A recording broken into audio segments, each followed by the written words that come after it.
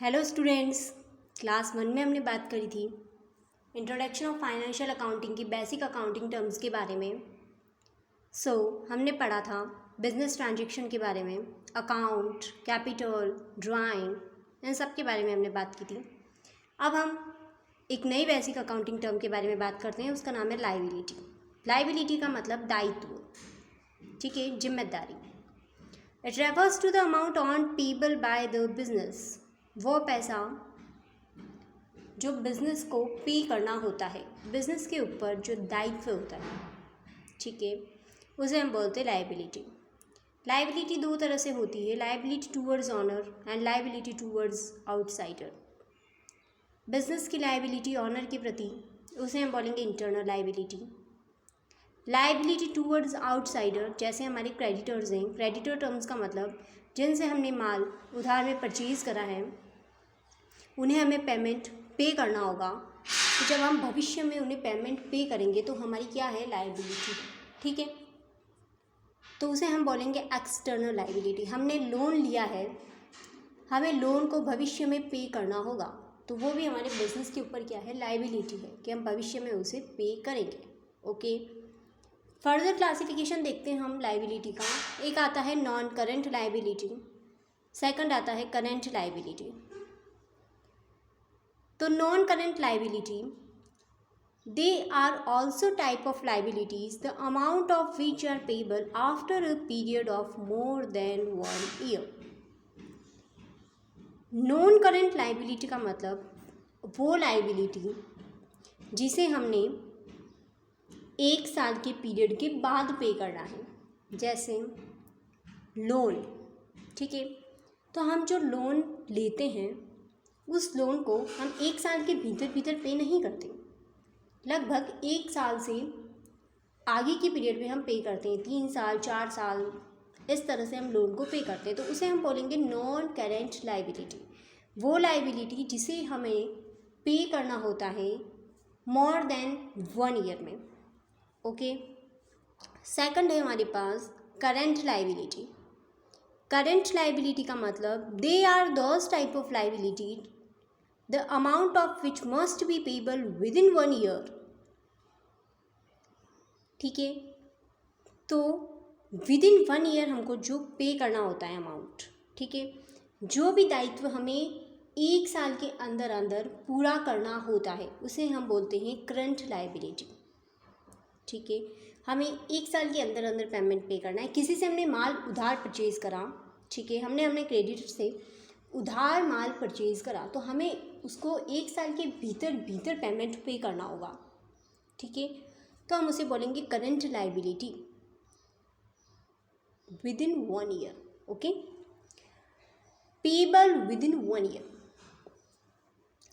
या फिर हमने कहीं से शॉर्ट टर्म लोन लिया है तो हम उसे भी 1 साल के अंदर अंदर पे करेंगे, ठीक। हमारी रेस्पॉन्सिबिलिटी 1 ईयर के अंदर अंदर हमें कंप्लीट करनी होती हैं, तो उसे हम बोलते हैं करंट लायबिलिटी। नेक्स्ट टर्म आती है हमारे पास asset.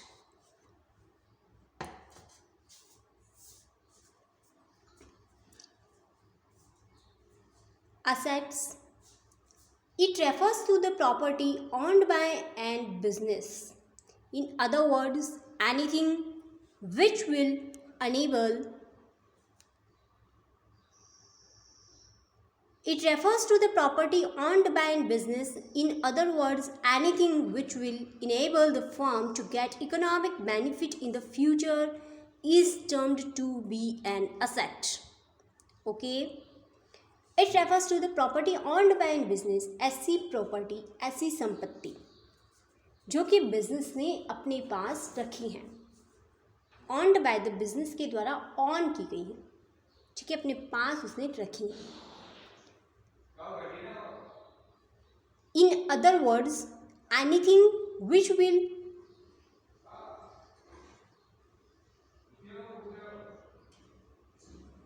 enable the firm to get economic benefit in the future। मतलब जो संपत्ति हमने होल्ड करके रखी है, ऑन्ड करके रखी है, उस संपत्ति का हमें फ्यूचर में बेनिफिट मिलने वाला है, ठीक है। तो उसे हम बोलेंगे असेट। जैसे लैंड, ठीक है।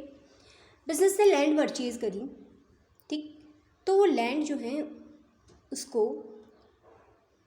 हमने बिजनेस के लिए परचेज करा था। अब उस लैंड का बेनिफिट हमें फ्यूचर में मिलता चला जाएगा, ठीक। हमने फर्नीचर परचेज करा था, उसका हमें इन फ्यूचर में बेनिफिट्स मिलता चला जाएगा, तो हम उसे बोलेंगे एसेट। बिल्डिंग परचेज करी थी, उसका भी इन फ्यूचर में बेनिफिट मिलता ही चला जाएगा। हमने एक बिल्डिंग परचेज करी थी, वहाँ हमने फैक्ट्री इस्टेब्लिश करी है, तो उस बिल्डिंग का बेनिफिट हमें भविष्य में मिलता ही चला जाएगा, तो हम उसे क्या बोलेंगे, एसेट। ओके, अब आता है हमारे पास classification of asset. Non current asset. Non current asset का मतलब it refers to those assets which are held by enterprises not the purpose of resale but are held either as investment और the facilitates business operation. क्या बोला है, आपकी वो current asset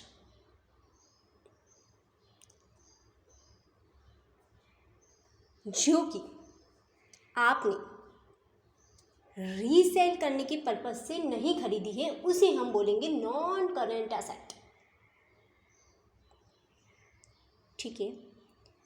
मतलब कि आपने वो प्रॉपर्टी जिसे रीसेल करने के लिए नहीं खरीदी है, जैसे आपने कोई बिल्डिंग परचेज की है, उस बिल्डिंग के अंदर आप फैक्ट्री इस्टेब्लिश करना चाहते हैं, तो वो जो आपने बिल्डिंग परचेज करी है, उस बिल्डिंग को आपने रीसेल करने के पर्पज से तो नहीं खरीदी, ठीक है ना, उसमें आप फैक्ट्री इस्टेब्लिश करेंगे, तो इसे हम बोलेंगे नॉन करेंट एसेट। आपने उसमें जो इन्वेस्टमेंट करा है, वो बिल्डिंग आपके बिजनेस ऑपरेशंस को चलाने में मदद करेगी।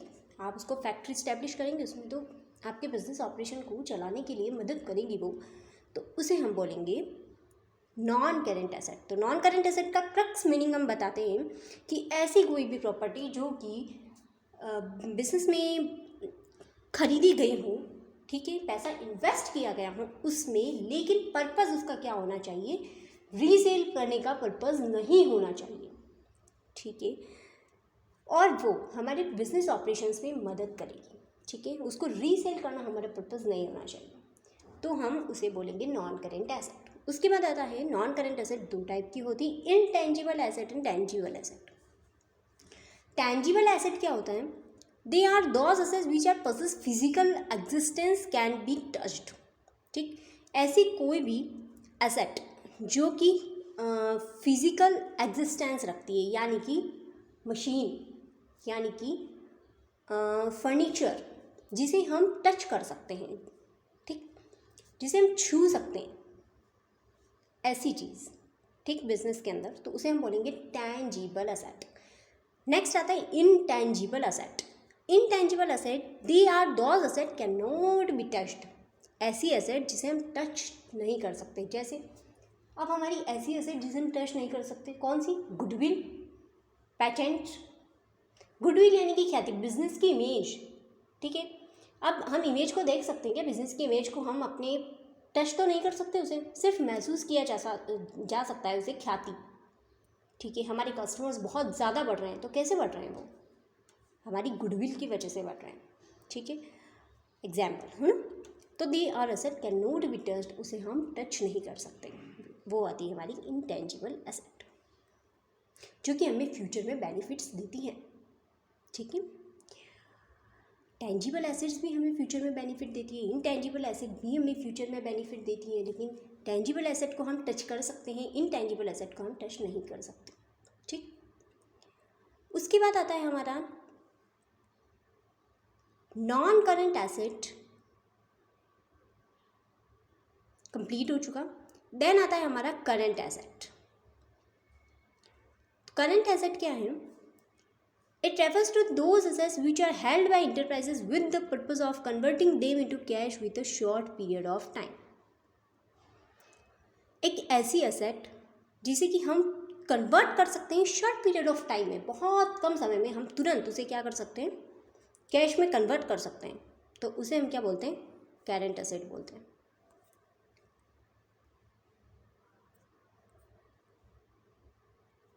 ठीक है। जैसे stock,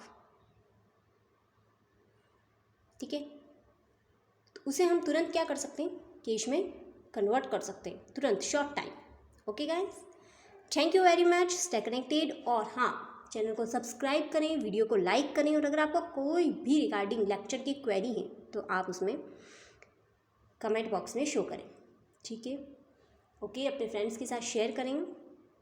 thank you, bye bye.